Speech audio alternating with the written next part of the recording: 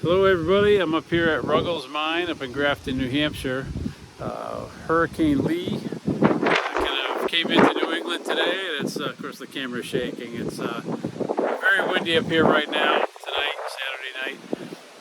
And what I'm going to do, I'm going to flip this around. So this is what you can probably hear the wind. It's a whipping. So what we got here at Ruggles mine is it's sunsetting. Kind of over here, but it's low in the sky, so we're excited.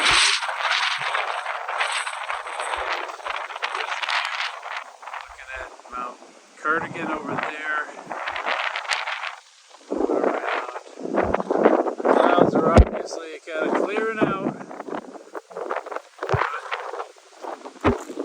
So you can see some wicked wind to get these trees really moving there.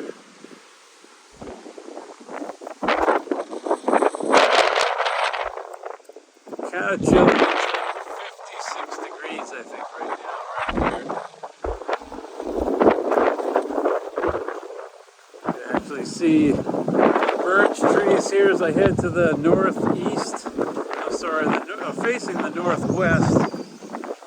And birch trees are whipping around. I hear the leaves rustling.